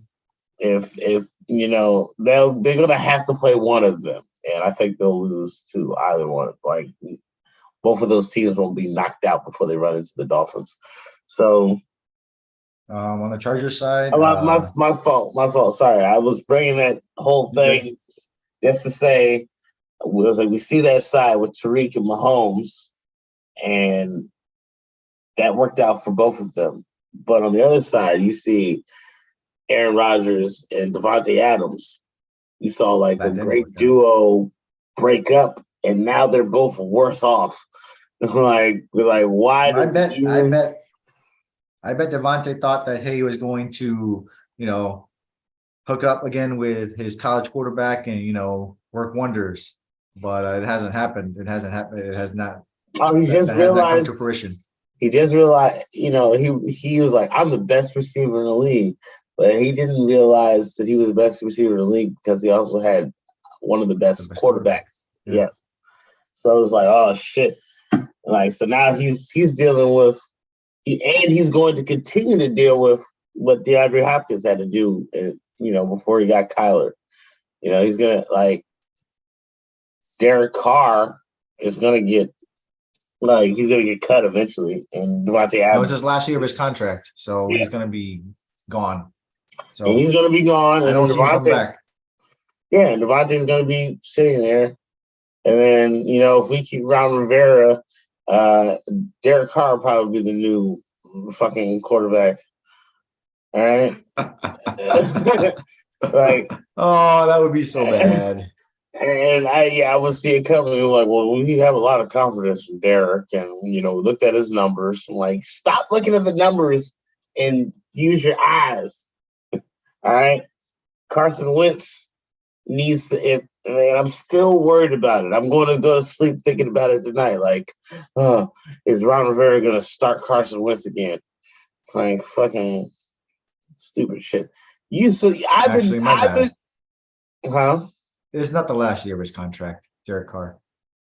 Thought so. I forgot he signed an extension. Yeah, he did. He did. He has a couple more years. But they might take. But if it's half this contract next year, they might take a loss cutting him. So I'm looking at Spot Track right now, and it says they have a potential out in 2023 where if they cut him, they only incur a dead cap of $5.5 million. Right. They save 25. Absolutely. So that's definitely happening. He's definitely going to get cut. Yeah. He's going to get that $5 million slash, and he's going to be done. I guarantee that. So, all right. Yeah. Chargers. Eckler, obviously, because he's the workhorse. I still don't trust. I wouldn't start Herbert. He has no wide receivers. He has no wide receivers. Yeah. Start Palmer. I don't know. I might actually. I have Herbert on my team, so I might actually have to start him this week because Trevor Lawrence is on a bye. Unless I decide to pick up Heineke off the waiver wire, you never know. I'll leave him alone. I was thinking about picking up Heineke just so my opponent wouldn't be able to. And I frequently use it. That's why I don't get completely mad at the waiver wire, because I frequently, depending on say in these times, if I look at my opponent and they're like, oh, they forgot to pick up a defense, I'm gonna just pick up another defense and cut them, and now they're on the claim and they can't be used. So yeah, another question. I guess it's gonna be the last one before we get to the Monday night game. Traded away Kadarius Toney, Justin Fields, and James Conner for Mixon and Debo. I have Dak on the bench, and he will replace Fields. Unfortunately, sir, Dak cannot replace Fields. Justin Fields. Also, do I take Monty and Kirk for Dameon Pierce? Who, Monty? Fields is hot right now. He's averaging 40 plus points a game in fantasy. And I feel like it's going to be like that, at least 30 points every week. James Conner and Toney, you're probably not going to miss too much if we're getting when you're getting Mixon. Debo is definitely an upgrade over Toney, obviously. Dak is a far downgrade at this point. But that whole trade is predicated. You're losing Justin Fields, and to me, as a person who thinks quarterbacks are fairly streaming and you can kind of pick them up on a week-to-week basis, I get not putting too much in the All right, Justin Fields might not continue to do that as the rest of the season go on, but Deebo Samuel is definitely going to be on the uptick. Deebo Samuel is going to be more utilized as the season goes on. Mixon's going to be used a lot more because no Jamar Chase, but temper your expectations there with Joe Mixon, but definitely temper your expectations with Dak. Like Dak's basically usage or upside is if in the coming weeks that they sign Odell Beckham Jr. And if that is like your hope that they get another competent wide receiver to go on the opposite side of CeeDee Lamb, then I don't know, because when Zeke comes back, they're gonna run less. I mean, maybe passing, running more and passing less actually will equate to more points for Dak Prescott because the Dallas Cowboys work a lot better off of the play action. So he might get better numbers, but his production or his usage isn't gonna stay the same. Dak Prescott, and as we get colder, people are gonna go run more. All those big passes are gonna go away.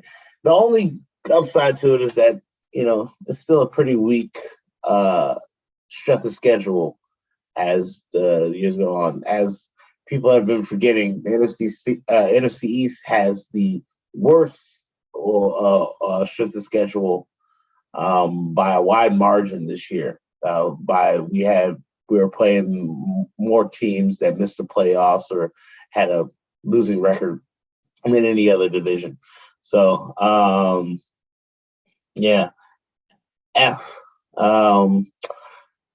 Yeah. Please hit the like, subscriber.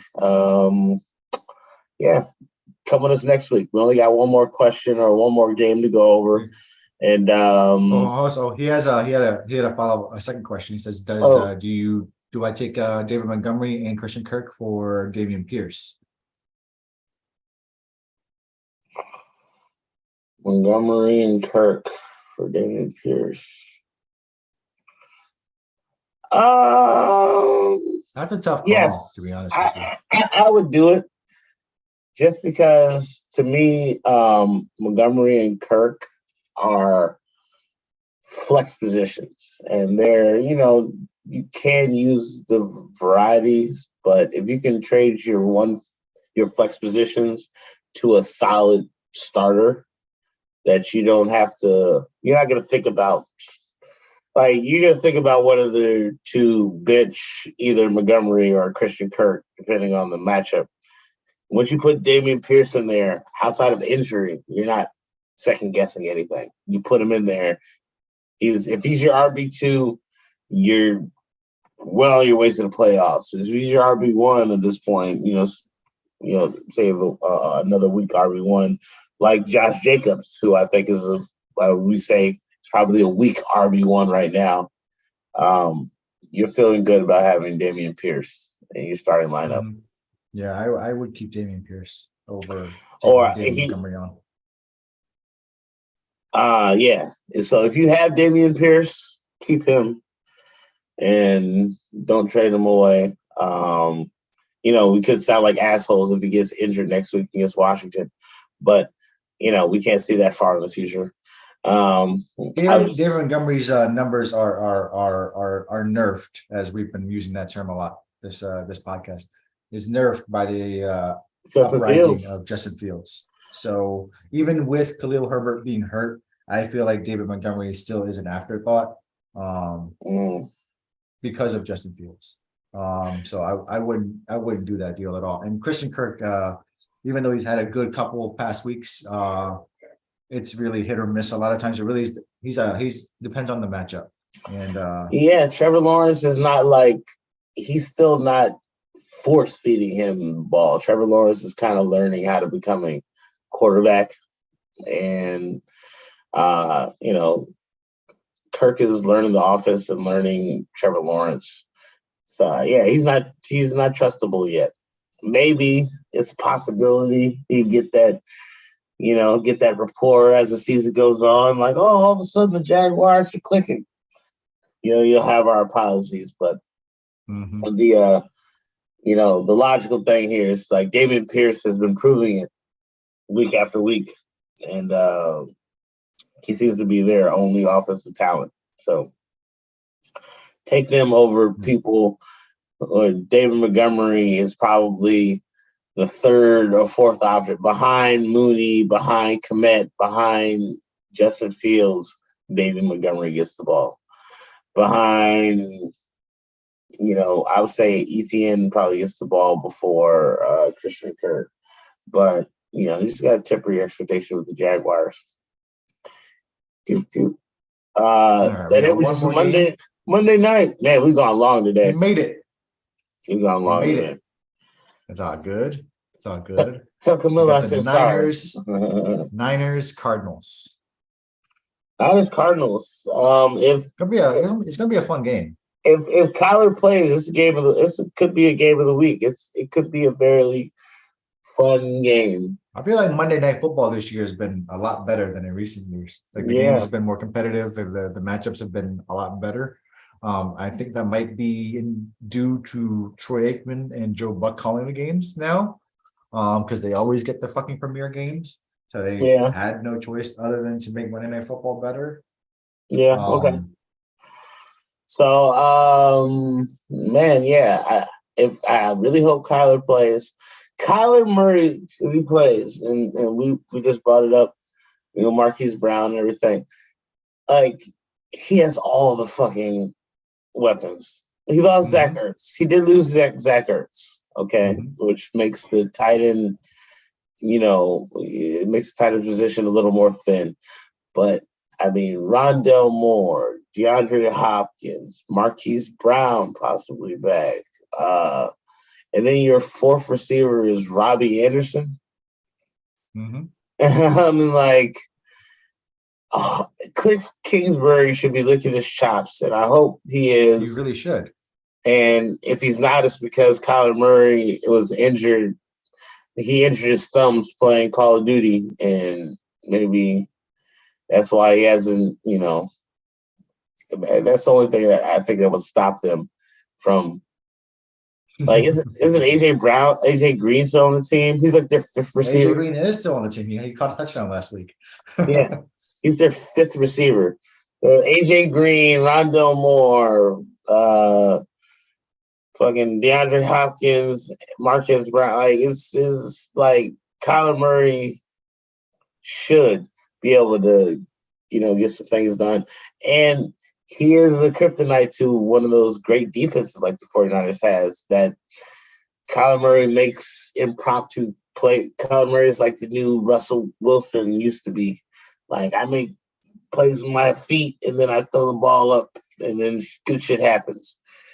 So with that, and then another week of, like, they've been winning. So another week of Shanahan figuring out how to make the chemistry and the concoction that is Deebo Samuel and Christian McCaffrey work together.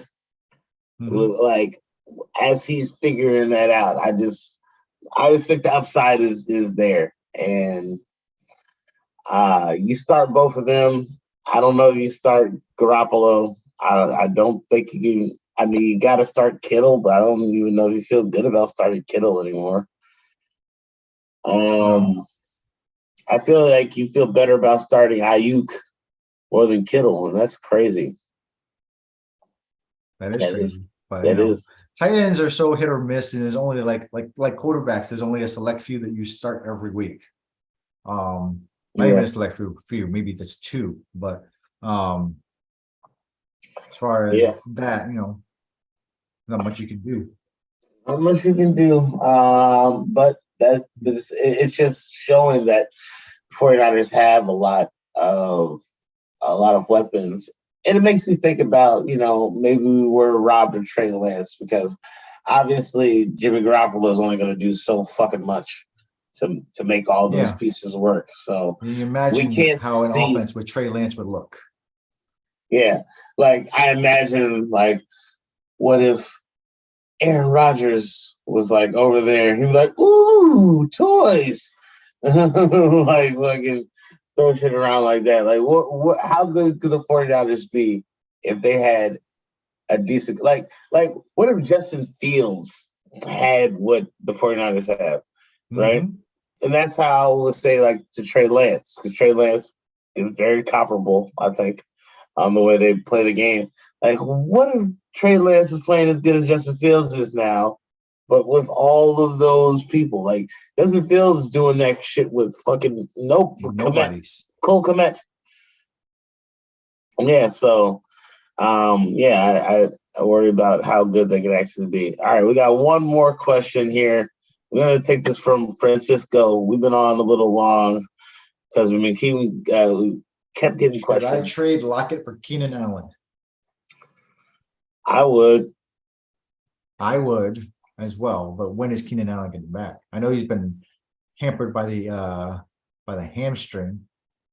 I mean, it depends on your record. I mean, because like I said, you need to give up long-term shit for this point of the year. You need to get victories. You need to get into the playoffs before you start thinking about, oh, I wonder how. Like for me, I'm thinking like Cooper Kupp is out for the next 3 to 4 weeks. So I'm like, oh, Cooper Kupp would be helpful once I get to the playoffs. It's like, well, in the meantime, I got to figure out how to fucking get to the playoffs. Like Cooper Kupp can't help me there. Ooh. If Okay. Cooper Kupp can't help me, and unless he's on the field. So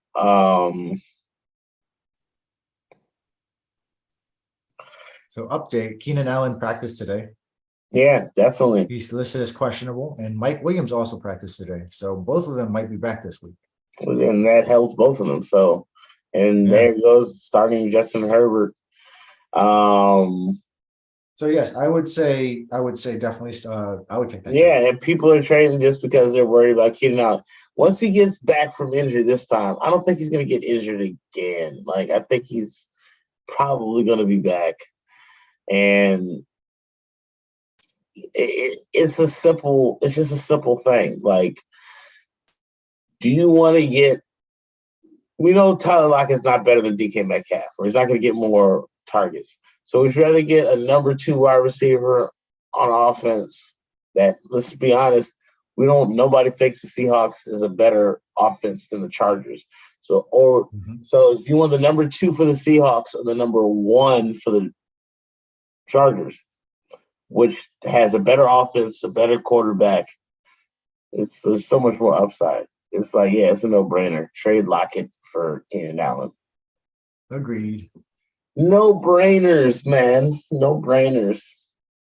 All right. So for the Cardinals, that's it. I said you start DeAndre Hopkins. yeah, he's matchup proof. And Kyler Murray if he plays. Oh, yeah, we did talk about that. I forgot. Yeah, we did. James Conner, you start him? No, I wouldn't start him. Yeah, 49ers have a pretty stout defense. I'm scared about everybody besides – I'm scared about Murray coming off injury against the 49ers. Mm-hmm. And both are murdering him, but, you got to start Hopkins. Maybe Rondell Moore in the flex. I picked up Marquise Brown, but I don't think if he plays, he'll probably be on a snap count. He's been out for a while, but I'm looking forward to see if the Cardinals can turn it around after they get all of those. They can. I think they got enough mojo that they can win. A 4 or 5 game win streak. Put themselves right back in the contention. Jesus, man, we got one quick more. All right, Joe Burrow or Fields. Gabe Davis or Josh Palmer. Okay, let's see. Justin Fields. Most definitely. Atlanta is one of the worst defenses in the league. And I would start Josh Palmer over Gabe Davis. Josh Palmer is the Chargers wide receiver. Yes, he played against the Chiefs. Not Kansas City. I would start. No. He's saying Gabe Davis is playing against Kansas City. Okay. And then I will For start. Gabe Davis, I'm not starting I Gabe would, Davis. Check the weather. The usual. yeah, I would Check say the check the weather. weather because it's supposed to be a snowy weekend in Buffalo, up to 3 feet of snow, they say. So that's So, why I would and start Palmer. That's why I would start Palmer over him. If it does, yeah, still that much, like, yeah, I'm not trusting wide receivers. What? yeah, but it also depends on, if Keenan Allen and Mike Williams come back too, because they are slated to come back after practicing today. Just don't know in what how much reps they'll get, but I would still Yeah, you lean gotta watch towards that. Josh Palmer. Yeah, you gotta watch that because I feel like I don't think both of them come back. You think Mike Williams? That's why I said Josh Palmer just straight from gut because I don't think Mike Williams and Keenan Allen miraculously both come off of injury this week. Like they've Hey, both been maybe out. they were targeting Sunday night against Kansas City. You never know. And you know what? Yeah, it's possible. That's possible. But Josh Palmer is the most healthy of the receivers, and like if Gabe Davis, he might score a touchdown. There might be. Oh, so we got another one. Jesus, man. As soon as you try Got to one get for you. out. I have Dalvin Cook and Madison has been on my bench all year. Should I drop Madison for Pacheco? I also have Tony and Kelsey. Yes, I would drop Madison for Pacheco. If he also has Tony and Kelsey, I'd drop Tony for Pacheco and keep Madison. Yeah, I would drop Tony too. I'd drop Kadarius Tony and keep Pacheco. Madison, look, Dalvin Cook, he's dealt with a shoulder. Like Madison is not, having a handcuff is not just good, but like Madison's like the greatest handcuff. He's like the best handcuff in all of fantasy as far as, I mean, maybe AJ Dillon to Aaron Jones might be a better one. But yeah, I mean, keep Madison instead of Kadarius Toney. And like I said, Dan, I missed the last two people. I missed Francesco, Travis. Thank you guys for watching, but please subscribe. We come every Wednesday and break down the waiver wire, fantasy football, and generally talk about our favorite teams and answer questions from idiots suckers who've had 20 years of experience. And 40 years of nonsense going on between these two brains. And that's why we're real suckers, because it hasn't actually helped our lives in any way. It's just just made us entertained. But I think that's going to be it. We do have a few more people watching, man, but we've been going on. Thank you guys for all the questions. About 2 hours now. And hopefully next week, again at 8:30, we'll be here to answer some more of your questions and, react to all the big news. All right, Twan. Good talking to you, buddy. Have a good night, everybody. guys. See you guys next week. Yep. This